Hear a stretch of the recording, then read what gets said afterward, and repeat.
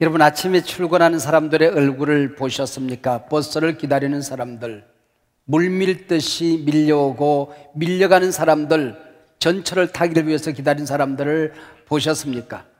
공단에서 자전거를 타고 물밀듯 출근하는 사람들을 보셨습니까? 학교에 가는 아이들을 보신 적이 있으십니까? 입가에 거룩한 미소를 띠고 행복하게 발걸음을 올리는 사람들을 도대체 몇 사람이나 만날 수 있었습니까? 제잘되고 깔깔대고 웃으면서 길을 가는 사람들을 도대체 몇 명이나 만나 보셨습니까? 옷깃을 세우고 콧노래를 부르면서 출근하는 사람들을 몇 명이나 보셨습니까? 외국인들이 한국에 처음 오면은 출근하는 사람들 보면은 전쟁터에 나가는 사람 같답니다. 김정은이 때려잡으러 가는 사람 같다고 그래요. 그래서 겁이 난다고 합니다.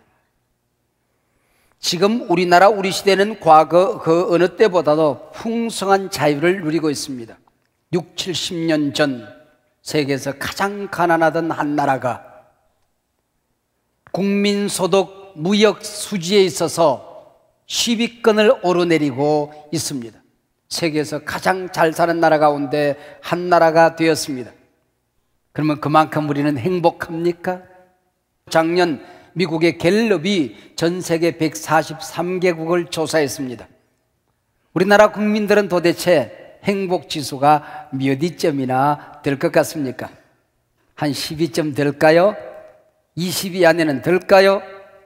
143개국 가운데 118위로 보고가 되어졌습니다. 수치스러운 수치입니다. 밥 무어헤드라고 하는 사람이 쓴 글 가운데 우리 시대의 역설이라고 하는 글이 있습니다. 집은 커졌는데 가족은 더 적어졌다. 생활은 편리해졌는데 시간은 더 없다. 학력은 높아졌는데 판단력은 더 모자란다. 전문가는 많아졌는데 문제는 더 많다. 약은 많아졌는데 건강은 더 나쁘다. 가진 것은 많아졌는데 가치는 더 줄어들었다. 말은 많아졌는데 사랑의 언어는 더 없어졌다. 오늘 우리 그 어떤 시대보다도 기쁨이 필요한 시대입니다. 기쁨이 그리운 시대입니다. 기쁨을 얻을 곳이 없으니까 미국에서는 막대한 돈을 들여서 오랜 세월 동안 행복을 만드는 약을 개발했습니다. 해피메이크. 그 가운데 가장 유명한 약이 일라이 릴리사의 프로젝트라고 하는 이 약입니다. 우리 몸에 우울을 느끼는 호르몬, 우리 몸의 슬픔, 긴장을 느끼는 호르몬을 줄이고 행복을 느끼는, 기쁨을 느끼는 호르몬을 증가시키는 약입니다. 이 약이 처음 시판되던 해에 무려 30조 원의 수익을 냈습니다. 지금까지 3천만 명 정도가 이 약을 복용했다고 합니다. 한때 영국 다이애나 황세자비가 이 약을 복용했다고 해서 유명하죠. 전 미국 부통령 엘 고의 아내 티피 고 여사도 이 약을 복용한 것으로 되어져 있습니다. 성령을 돈으로 살 수 있다고 생각했던 마술자 시몬처럼 사람들은 행복을 돈으로 살 수 있을 것이라고 생각합니다. 그러나 처음에는 약효가 있는 듯 보이지만은 장기 복용하는 사이에 심각한 부작용이 있다는 사실이 발견되어집니다. 기쁨엔 쾌락이 있고 희락이 있습니다. 쾌락은 육신적인 것이요 희락은 영적인 것입니다. 쾌락이 마약이라면 희락은 양약입니다. 쾌락은 순간적인 것이요 희락은 영원한 것입니다. 쾌락은 소유를 통해 얻는 기쁨이요 희락은 존재 자체가 기쁨 덩어리로 바꿔지는 것입니다. 환경 안에서 만들 수 있는 기쁨이 쾌락이라면 성령의 임재와 함께 하나님이 주시는 선물이 희락입니다. 쾌락은 환경의 지배를 받으나 희락은 고통 중에도 맺혀질 수 있는 열매입니다. 참된 기쁨은 신령한 기쁨이라는 것입니다. 우리가 환경 때문에 만들어내는 것이 아니라 하나님이 주시는 은총이라고 하는 것이죠. 신명기 저자는 말했습니다. 너는 행복한 사람이로다. 여호와의 구원을 너같이 얻은 백성이 누구냐라고 묻습니다. 오늘 본문은 빌립보서입니다. 우리나라 성도님들은 빌립보서를 참 좋아하시죠? 저도 몇 권 안 되는 가장 좋아하는 성경 가운데 하나가 빌립보서입니다. 빌립보서 안에는 긍정의 힘이 있습니다. 어려운 이 세상을 헤쳐나가는 능력이 그 안에 담겨져 있습니다. 빌립보 교회가 세워진 배경을 보면 빌립보서의 내용을 가히 짐작할 수가 있습니다. 제2차 전도여행을 준비하면서 사도 바울은 아시아나로 가기를 원했습니다. 근데 어느 날 밤 꿈속에 마게도니아 사람들이, 유럽 사람들이 손을 들고 이리 오라, 와서 우리를 도우라 외쳤습니다. 이 음성을 하나님의 음성으로 듣고 유럽을 갑니다. 유럽의 첫 성이 빌립보입니다. 처음 만난 전도 대상자가 귀신 들린 아이입니다. 점하는 아이입니다. 주인에게 돈을 벌게 해주는 아이였습니다. 귀신을 쫓아내고 이 아이를 고쳐줍니다. 돈벌이가 없어진 주인들은 사도 바울 일행을 모질게 때려서 감옥에 가둡니다. 감옥에 갇혀서 터진 몸을 어루만지고 잠을 이루지 못하고 있다가 하나님을 찬양합니다. 그때 엉문이 활짝 열리지요. 간수장이 보니까 엉문이 열려 있습니다. 죄수들이 다 도망갔구나. 자기를 하려고 할 때에 소리를 질러 만류합니다. 그리고 그에게 복음을 전하지요. 그리고 그가 예수를 믿고 그와 함께 세운 교회가 빌립보 교회입니다. 그래서 빌립보서는 감옥과 깊은 관계를 가지고 있습니다. 빌립보에 들어가 감옥에 들어갔다가 교회를 세운 빌립보 교회입니다. 그리고 시간이 조금 지난 다음에 사도 바울 일행이 로마에 들어갑니다. 복음을 전하다 다시 감옥에 들어갑니다. 그리고 사도 바울 일행이 고생을 한다는 얘기를 듣고 빌립보 교인들이 헌금을 합니다. 많은 헌금을 해서 에바브로디도 편에 사도 바울에게 헌금을 전달합니다. 그리고 시중을 들게 합니다. 근데 이 에바브로디도가 중병을 앓게 되는 것입니다. 기도하고 병에서 나았습니다. 빌립보 교회 이모저모 소식을 듣고 문제를 듣고 난 다음에 빌립보 교회에 편지를 써서 보냅니다. 에바브로디도 편에. 이게 빌립보서입니다. 품격을 잃은 빌립보 성도들, 교회 사랑하는 마음을 잃어버리고 불평 원망이 가득 차 있는 빌립보 성도들에게 내가 감옥에서 이렇게 기뻐하는데 너희들도 기뻐하라는 내용이 바로 이 빌립보서입니다. 교회 생활에서 기쁨을 잃어버린 것, 이것이 가장 큰 불행이라고 하는 것이죠. 빌립보서는 넉 장으로 구성된 짤막한 서신입니다. 총 성경 구절이 104절 정도 됩니다. 제가 기쁨이란 단어를 동그라미를 쳐보니 20번 이상이나 기쁨이란 단어가 등장하고 있습니다. 문이 열려지면 1장 4절 간구할 때마다 너희 무리를 위하여 기쁨으로 항상 간구함은, 그렇게 시작을 합니다. 그리고 기쁨이 주제가 되어 흘러가다가 마지막 장 4장에 와서 주 안에서 항상 기뻐하라, 내가 다시 말하노니 기뻐하라. 마지막 4장 18절에 내게는 모든 것이 있고 또 풍족한지라 에바브로디도 편에 너희가 준 것을 받았으므로 내가 풍족하니 이는 받으실 만한 향기로운 제물이요 하나님을 기쁘시게 한 것이라. 우리의 서로 사랑함이 하나님을 기쁘시겠다는 말로 맺혀집니다. 노래를 부르다 보면 후렴이라고 하는 게 있지요. 가장 중요한 주제가 매절마다 반복되어집니다. 빌립보서의 후렴기가 바로 기뻐하라는 내용입니다. 험한 이 세상, 문득문득 우리를 시험 들게 만드는 교회 생활, 기뻐해라, 그래야 이긴다, 그 얘기입니다. 제가 썼던 몇 권의 책 가운데 열매로 맛보는 성령 충만이라는 책이 있습니다. 그 책에서 저는 기쁨을 이렇게 정의합니다. 환경을 초월하는 성령의 열매. 환경 안에서 어떤 조건 때문에 만들어진 기쁨이 아니라 환경여에 상관없이 우리 존재 자체가 달라져서 초월하여 만들어지는 성령이 주시는 은사로서의 열매, 바로 이것이 기쁨이라고 정의를 합니다. 기뻐하라는 동사형 카이레인이라는 말이 신약 성경에 72번 정도 등장합니다. 그리고 명사형 기쁨이란 말이 60회 정도 등장합니다. 여기서 카라라고 하는 이 명사형은 신학적으로 굉장히 중요한 의미를 가지고 있습니다. 세상엔 여전히 모순이 존재한다. 너희 곁에는 항상 악이 기승을 부리게 될 것이다. 하나님 앞에 설 때까지 너희는 고통을 온전히 벗어난다는 것은 어렵다.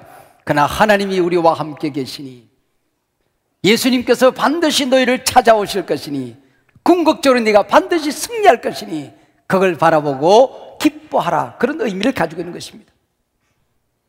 빌립보서가 보여주는 사도 바울은 도무지 기뻐할 수 없는 상황에서 기뻐했습니다. 그래서 사람들에게 말합니다. 내가 기뻐하는데 너희들도 기뻐하라고 하는 것입니다. 우리가 하나님의 자녀가 되고 신앙생활을 했지만은 우리 가운데 경제적인 어려움이 있을 수가 있습니다. 우리 가족 가운데 질병으로 고통을 받는 사람들이 있을 수가 있을 것입니다. 사랑하는 사람을 잃을 때가 있을 수가 있을 것입니다. 직업을 잃어버려야 될 때도 있을 것입니다. 온 가족이 고난을 당할 때도 있을 것입니다. 그럼에도 불구하고 예수 안에서 기뻐하라는 것입니다. 제가 이 말씀을 준비하면서 다시 한번 빌립보서를 읽어보았습니다. 지금까지 눈에 들어오지 않았는데 계속해서 내 눈에 걸리는, 내 입에 걸리는 단어들이 있었습니다. 항상이라는 단어입니다. 모든이라는 단어입니다. 무엇에든지라는 단어입니다. 언제든지라는 단어입니다. 왜 항상 기뻐해야 되는 것일까요? 환경 때문에 기뻐하는 것이 아닙니다. 좋은 일이 있을 때만 기뻐하는 것이 아닙니다. 환경 이하에 상관없이 때로는 어려운 환경이 찾아온다 할지라도 항상 기뻐하는 것입니다. 무엇이든지 바른 자세, 바른 태도를 가지고 행복하라는 것입니다.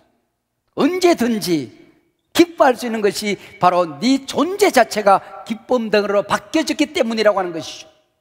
우리의 그리스도인의 본질이 기쁨이기 때문에 기뻐할 수 있다고 하는 것입니다.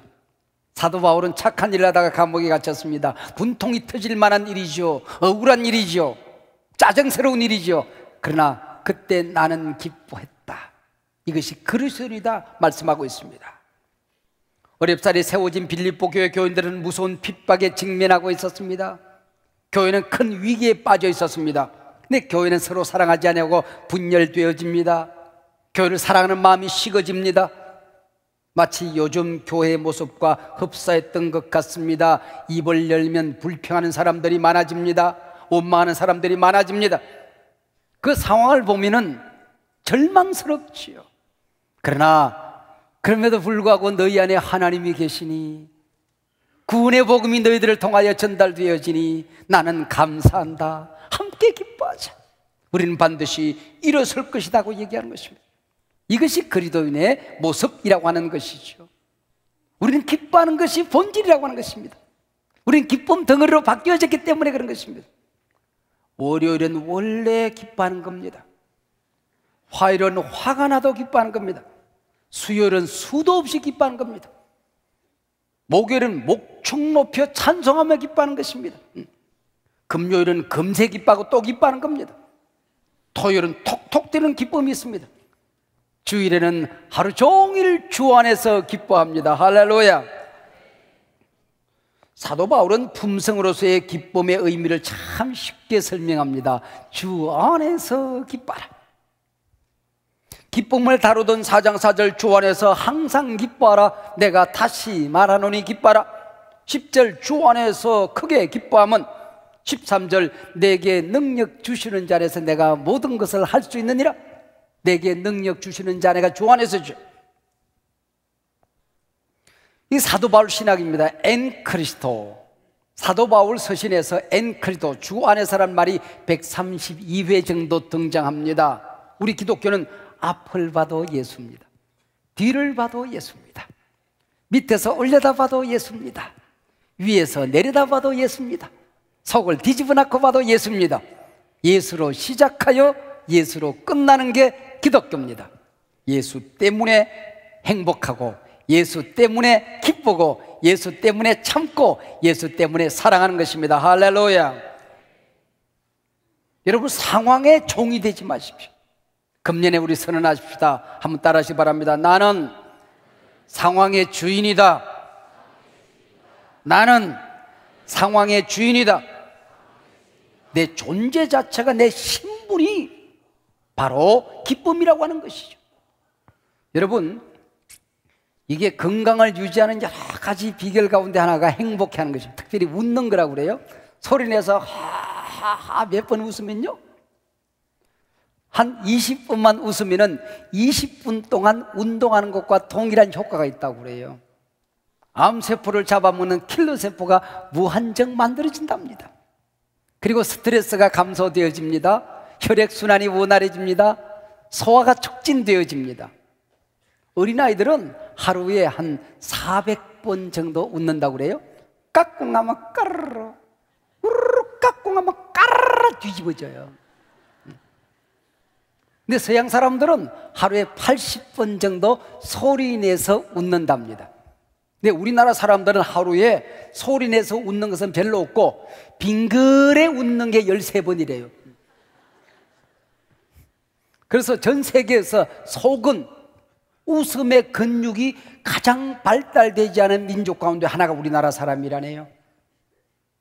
그러나 웃으면 기뻐하면 건강이 좋기 때문에 기뻐하라는 것이 성경의 교훈이 아닙니다. 우린 존재 자체가 기쁨이란 것입니다. 왜? 우리가 살아야 될 영원한 천국이 기쁨의 땅이기 때문입니다. 할렐루야. 여러분, 이게 우리 예수 믿는 사람들의 모습이라고 하는 것이죠. 주 안에 있는 나에게 딴 근심이 있으랴 십자가 밑에 나아가 내 짐을 풀었네. 주님을 찬송하면서 할렐루야 할렐루야 내 앞길 멀고 험해도 나 주님만 따라가리. 할렐루야. 근심이 왜 없겠습니까? 그러나 주 안에 있는 내게는 십자가 밑에 다 맡겼기 때문에 주님으로부터 우리는 기쁨을 얻은 백성들이기 때문에 행복할 수가 있는 것입니다. 한 걸음 더 나가서 사도 바울은 예수님 때문에 행복하지만은 너희들이 믿음이 성장되니 너희들에게 기쁨의 조건이 날마다 새로워지니 나는 행복하고 기쁘다고 말합니다. 여러분, 슬퍼하는 사람과 함께 슬퍼하는 것이 어려울까요? 아니면 기뻐하는 사람과 함께 기뻐하는 것이 어려울까요? 슬퍼하는 사람과 함께 슬퍼하는 것은 그렇게 어렵지 않습니다. 그런데 기뻐하는 사람과 함께 기뻐하는 것은 기쁨의 성품이 아니면 불가능합니다. 네 남편이 잘 된다는데 왜 내가 기뻐? 네 자식이 잘 나간다는데 내가 행복해? 네 믿음이 성장되는 것 보니 내가 기쁘기 짝이 없어. 이게 기쁨의 성품이라고 하는 것입니다. 이 기쁨을 다루었던 빌립보서는 마지막 결론이 내게 능력 주시는 자에서 내가 모든 것을 할 수 있다. 그리고 끝납니다. 한국교회 그리스도인들이 교회밥 1년만 먹으면 이 귀절은 외우죠? 우리 같이 한번 외워보겠습니다. 내게 시작. 내게 능력 주시는 자 안에서 내가 모든 것을 할 수 있느니라. 다 외우잖아요. 근데 우리 여기에 모든이란 말 대신 우리 한국교회 그리스도인들은 내가 원하는 것, 내 소원, 나를 기쁘게 하는 것, 내가 바라는 것, 기도하는 것을 집어넣습니다. 여러분, 어린 신앙인들은 그렇게 해석하고 그렇게 받아들여도 참 근사한 적용입니다. 괜찮습니다. 그러나 신앙이 깊어지고 연조가 더해지면 빌립보서에서 이 말씀은 그렇게 적용할 수 있는 말씀이 아니라는 것을 우리는 알게 되는 것이죠. 내게 능력 주시는 자 안에서 내가 실패할 수 있지만은 나는 그 실패를 승리로 바꿔낼 수 있다. 마음이 속상할 때가 있지만 그것 때문에 내 믿음 생활이 실패하지 않을 것이다. 억울하고 분통이 터지지만 그것 때문에 내 인격을 나는 망가뜨리지는 않겠다. 때로는 잃어버리고 상실하고 손해보고 고난과 고통이 물밀듯 밀려오지만 나는 그것을 반드시 주 안에서 돌파하고 뚫어낼 것이다. 할렐루야. 나는 높아져도 교만하지 않을 수 있다. 나는 낮아져도 비굴하지 않을 것이다. 배가 고파도 나는 자고하지 않을 것이다. 배가 불러도 아무리 배가 고파도 나는 비굴하게 살지 아니할 것이다. 높아져도 낮아져도 얻어도 잃어도 배가 불러도 고파도 나는 주 안에서 나는 행복하고 나는 겸손하게 하나님을 사랑할 수 있다. 할렐루야. 바로 이 말씀입니다. 이 말씀.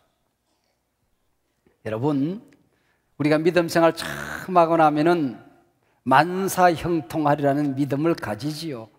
여러분, 우리가 기도할 때 응답이 왜 없겠습니까? 응답이 있지요. 하나님 말씀 붙들고 우리가 살아가게 될 때 하나님의 약속이 왜 없겠습니까? 있지요. 그러나 항상 내 뜻대로 펼쳐지는 것은 아니잖아요. 기도했더니 병이 싹싹 나고 암덩이가 굴러 떨어졌다. 새벽 예배하고 말씀 붙들고 하루에 말씀 10장씩 읽었더니 매상고가 한 20%, 30%, 100% 매일같이 뛰고 또 뛰더라. 내가 철야 예배하고 내가 새벽 예배했더니 자식들이 인류대학 그냥 뻥뻥 들어가더라. 그러면은 여러분은 여기에 못 와요. 어깨들이 다 여기 꽉 퍼져 앉아 있어요.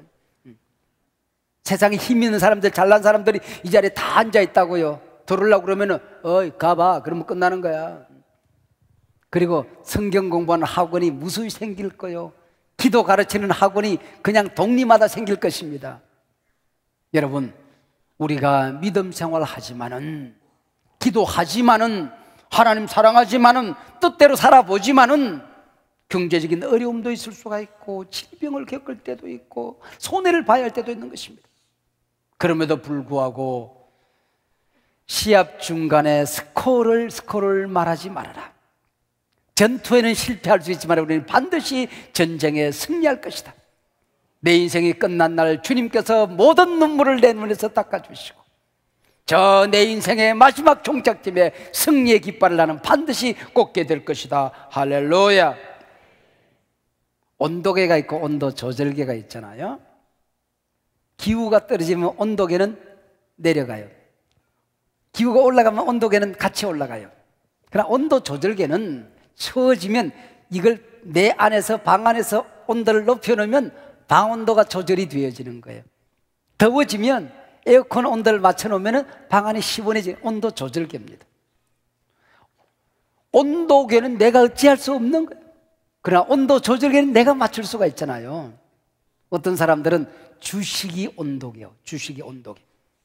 주식에 투자했다가 그것이 내가 투자한 주식이 올라갔다 그러면 하루 종일 룰루랄라.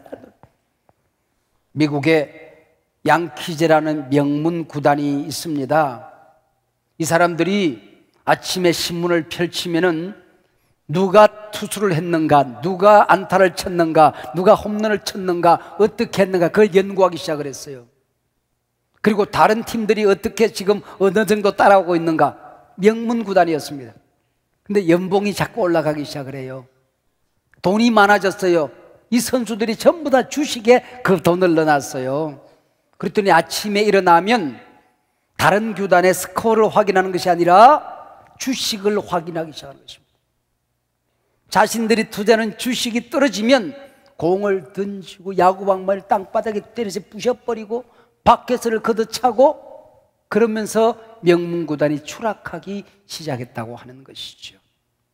어떤 사람들이 외국에 자식 유학 보내놓고 그 자식이 온도계입니다.